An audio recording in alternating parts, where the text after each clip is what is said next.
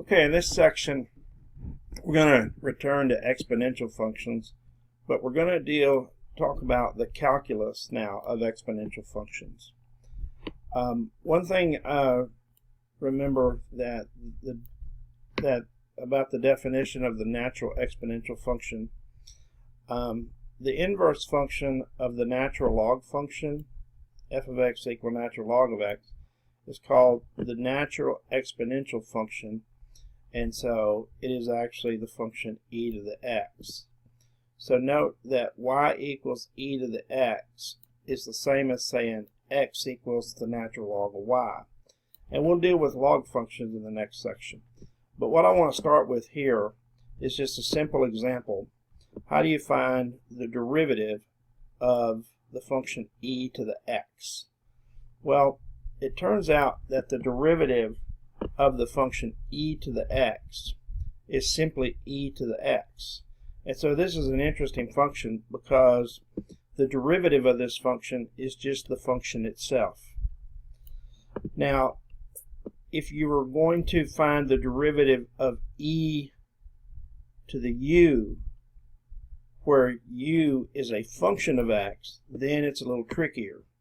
The derivative of that would be e to the u times the derivative of u with respect to x.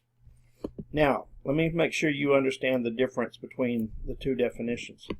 This first definition just gives you the derivative of e to the x.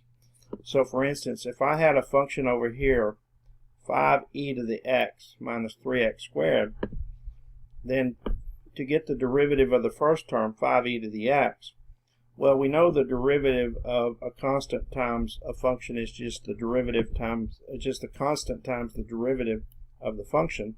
So this would simply be 5 times the derivative of e to the x, which is, of course, e to the x by this definition. And then I just threw this term in here just so you could see that it could be combined with polynomials. So the derivative of minus 3x squared, we already know how to do that. That's just minus 6x. So that would be the derivative of that function. So what do I mean by e to the u? Well, let's take a look at this function. See, this is not e to the x here. This is e to the x cubed. So when I say e to the u, I'm talking when u is actually a function of x itself other than just x. So the way we would take the derivative of this is we would differentiate e to the x, e to the x cubed, just like we would do e to the x.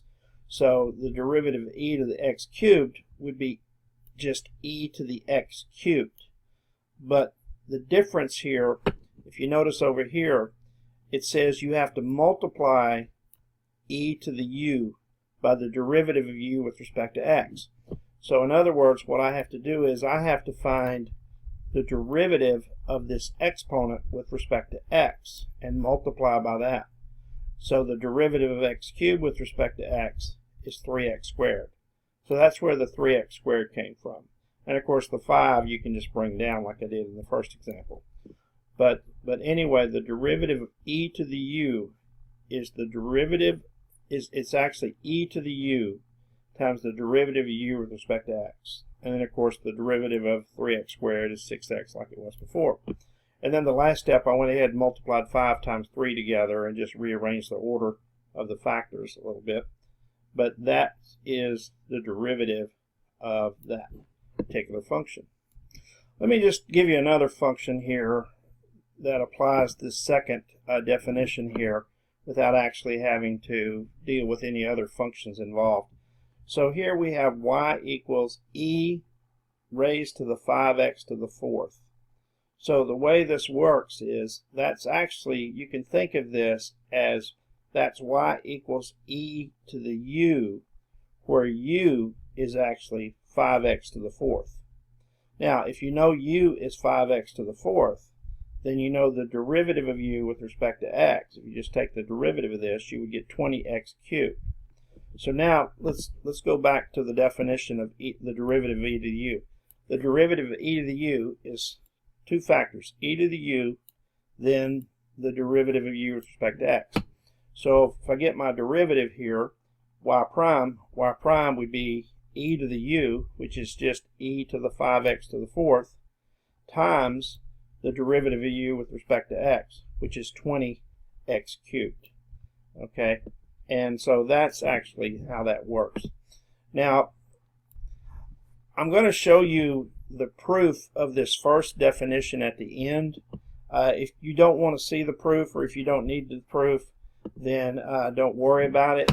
But you know, it is a little bit interesting where it comes from. So if you think way back when we talked about first talked about derivatives, we found that the definition of the derivative says that if you have a function f and you want its derivative, it can be found by taking the limit of the difference quotient as h approaches 0. Well, if our function is e to the x, then this is what the difference quotient would look like. F of x plus h would simply be e to the x, where x is replaced with x plus h. So you would just get e to the x plus h. And then you do minus f of x, which is e to the x, all over h. Okay, well, you know from your rules of exponents that e to the x times e to the h is actually the same as e to the x plus h. So I'm going to break that down. Instead of e to the x plus h, I'm going to write it as e to the x times e to the h. Well, then I can factor e to the x out of this term and out of this term. And so I factored it out here and put it right there. And well, that left me with e to the h minus 1 inside all over h. So now, using my properties of limits, you know that the limit of a product can be written as the product of the limits. So I can write this as the limit of e to the x as h approaches 0 times the limit of e to the h minus 1 over h as h approaches 0. Well, the first limit is pretty easy to figure out. The limit of e to the x as h approaches 0 is simply e to the x, because x does not depend on h, so the h is not going to affect the outcome. We're just going to get e to the x. The hard part is actually evaluating this limit right here. I'm going to actually show you that this limit equals 1. Now, you can't just plug h equals 0 in, because if you do that, you'll get 0 on top and 0 on bottom, which is an indeterminate form.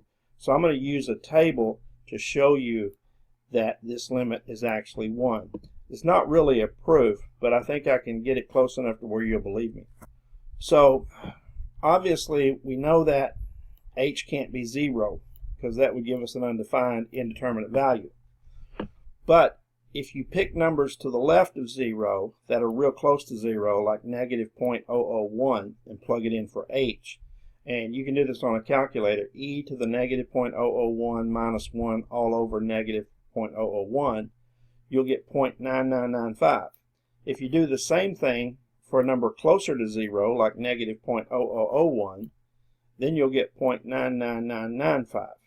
And then if you do it for a number even closer, like negative 0.00001, you'll get 0.999995. So notice that this is just getting closer and closer to 1.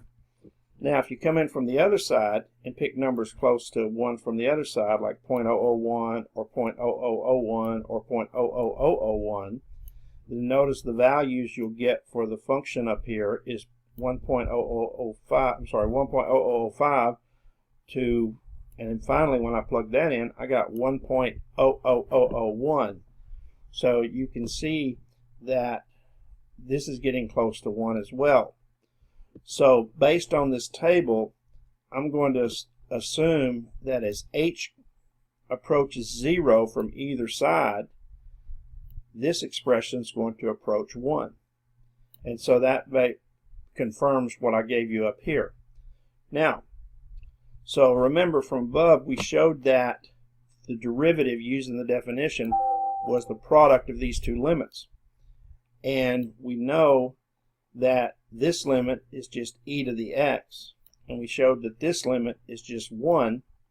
And now e to the x times 1 is just e to the x. And we're done. Cool, huh? All right, we'll go back and do some examples on derivatives. Again, you may not even need to know this, but I thought I'd show it to you.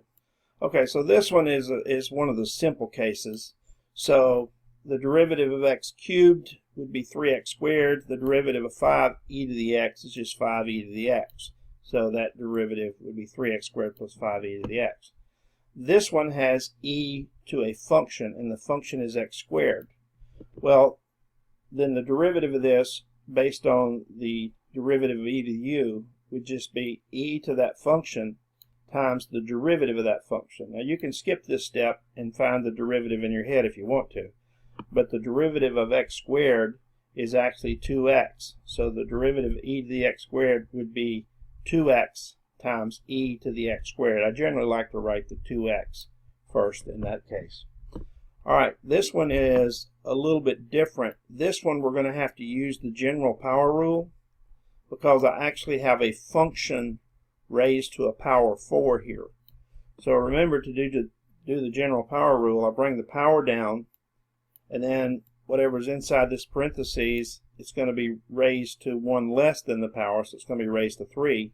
And then using the general power rule, you have to multiply by the derivative of the inside. So I'd have to multiply by the derivative of this. Well, the derivative of this is pretty simple. The derivative of 4x is 4, and we know the derivative of 3e to the x is just 3e to the x. So putting all that together, I just get 4 times this expression to the third power times 4 plus 3e to the x.